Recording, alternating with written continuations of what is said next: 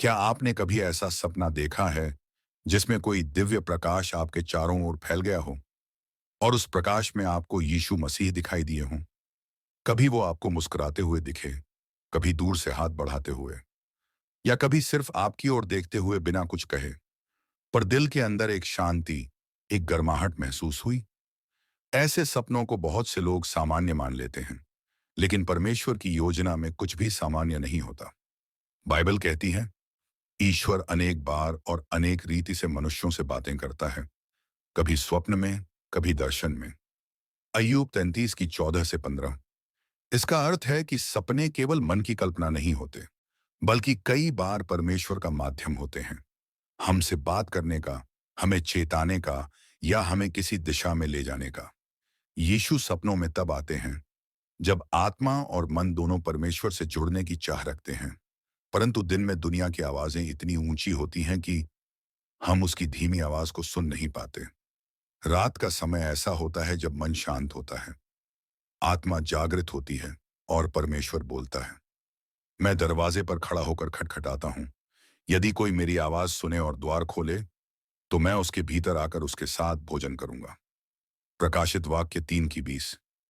यीशु सपनों में इसलिए आते हैं क्योंकि वो अपने बच्चों को दिशा देना चाहते हैं, किसी खतरे या प्रलोभन से पहले चेतावनी देना चाहते हैं, आपको यह बताना चाहते हैं कि वह आपके साथ हैं, या आपको किसी आत्मिक कार्य के लिए बुला रहे हैं। परमेश्वर से आया सपना, डिवाइन ड्रीम। ये सपने आपको शांति देते हैं, प्रेम का एहसास कराते हैं और किसी सच्चाई या संदेश की ओर ले जाते हैं। मानसिक सपना, सोलिश ड्रीम। जब दिन में आपने जो सोचा वही रात में दिखता है, जैसे चिंता, डर या इच्छा से बने सपने। शैतानी सपना, डिमोनिक ड्रीम। ये सपने डर, घबराहट या भ्रम पैदा करते हैं। शैतान चाहता है कि आप डरें और परमेश्वर से दूर रहें। इसलिए जब भी कोई सपना आए, पहले प्रार्थना करें और पवित्र आत्मा से पूछें, हे प्रभु, यह सपना तुझसे है क्या? बाइबल में कई जगह परमेश्वर ने सपनों के जरिए बात की। यूसुफ, परमेश्वर ने उसे सपने में दिखाया कि वह एक दिन अपने भाइयों पर राज्य करेगा। उत्पत्ति 37 की 5 से 9। मत्ती 2 की 13। एक स्वर्गदूत ने यूसुफ, मैरी के पति को सपने में चेताया कि बालक यीशु को लेकर मिस्र भाग जाए, क्योंकि हेरोदेस उसे मारना चाहता था। दानिय्येल, उसे सपनों में आने वाली राजाओं की योजनाएं और भविष्य दिखाया गया। यीशु आज भी वैसे ही काम करते हैं, वो बदल गए नहीं हैं। वही कल, आज और सदा सर्वदा एक सा है। इब्रानियों 13 की 8। अगर आपने यीशु को सपने में देखा है तो डरिए मत, बल्कि ये जानिए कि वो आपको कुछ कहना चाहते हैं। ऐसे में क्या करें? 1, उठते ही उस सपने को याद करें और लिख लें। 2, प्रार्थना करें, हे प्रभु, जो तू दिखाना चाहता है मुझे समझा। 3, अपने जीवन का आत्मिक विश्लेषण करें, क्या प्रभु आपको किसी परिवर्तन की ओर बुला रहे हैं? 4, किसी विश्वासी व्यक्ति या पादरी से उस सपने पर चर्चा करें, क्योंकि कई बार सपनों में जो बातें आती हैं वो हमारे भविष्य या आत्मिक बुलाहट से जुड़ी होती हैं। एक युवती ने गवाही दी कि वो हर रात डरावने सपने देखती थी और उसका मन बहुत बेचैन था।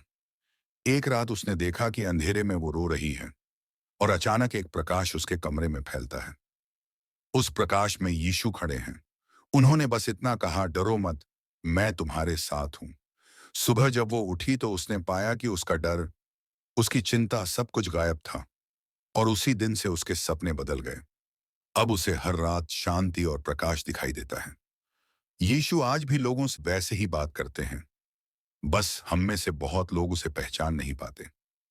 यदि आपको भी कभी ऐसा सपना आया है, तो समझ लीजिए यीशु आपको पुकार रहे हैं। वो कहना चाहते हैं, मैं तुझे नहीं छोड़ूंगा, न त्यागूंगा। प्रार्थना।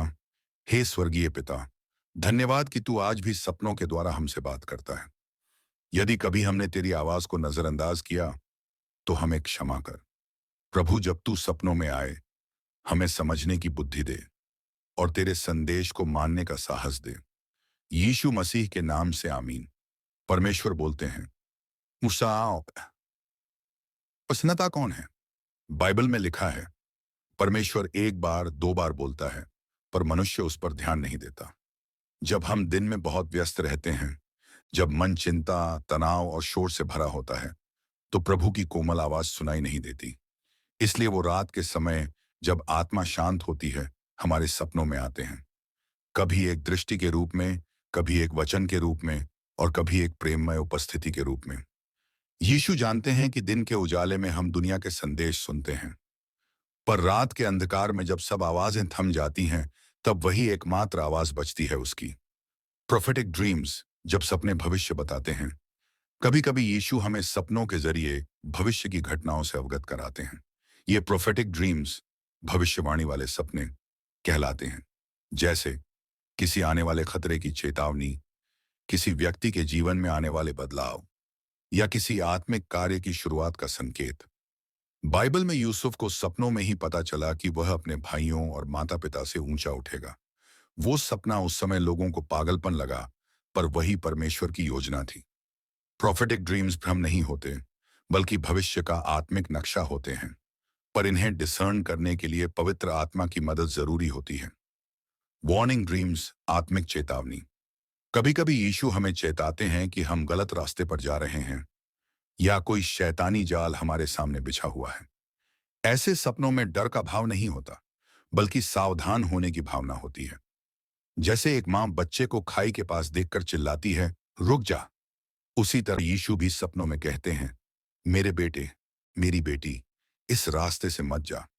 कई बार यह चेतावनी एक दर्द भरे सपने के रूप में आती है, पर अगर हम इसे सुन लें, तो वो सपना हमें विनाश से बचा लेता है। आत्मिक और शारीरिक चंगाई। बहुत बार यीशु सपनों में इसीलिए आते हैं ताकि आत्मिक या शारीरिक चंगाई दे सकें। कई लोगों ने गवाही दी है कि उन्हें सपने में यीशु ने छुआ, और सुबह उठते ही उनकी बीमारी गायब थी।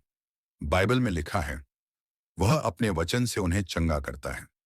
कभी वह वचन दिन में प्रार्थना से आता है, और कभी रात में सपने से। अगर आपको सपने में यीशु हाथ रखते दिखें, या कोई सफेद प्रकाश आपके शरीर पर फैले, तो समझिए वो हीलिंग का क्षण है। सुबह उठकर धन्यवाद करें और विश्वास रखें, आपकी चंगाई शुरू हो चुकी है। स्पिरिचुअल बैटल ड्रीम्स, आत्मिक युद्ध के सपने। कई बार हम सपनों में अंधकार, डर या किसी बुरी आत्मा से लड़ाई देखते हैं। ऐसे सपनों को देखकर लोग घबरा जाते हैं, पर सच्चाई ये है कि ये आपकी आत्मिक स्थिति का संकेत होते हैं। यीशु इन सपनों में हमें दिखाते हैं कि हम एक आत्मिक युद्ध में हैं, जहां शैतान हमारे मन, विश्वास और जीवन को तोड़ना चाहता है। लेकिन अगर उस सपने में आप अंत में जीतते हैं, रटकन के तरह कंसुवेंस है, प्रकाश आता है, या यीशु आपके पास खड़े दिखते हैं, तो समझिए आहास को सी दृष्टि है। परमेश्वर ने आपके पक्ष में विजय घोषित कर दी है, क्योंकि परमेश्वर के वचन में लिखा है, जो मुझ में है वह उससे बड़ा है जो संसार में है। कभी यीशु सीधे नहीं बोलते, बल्कि प्रतीकों के माध्यम से बात करते हैं, जैसे पानी, पवित्र आत्मा या शुद्धिकरण, प्रकाश, सत्य या प्रभु की उपस्थिति, रास्ता, जीवन की दिशा, दरवाजा, नया अवसर या बुलाहट, पर्वत, परीक्षा या आत्मिक ऊंचाई।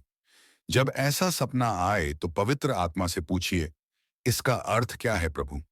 क्योंकि जो सपने को डिसर्न करता है, तत्व ने, वह आत्मिक रूप से गहराई में उतरता है।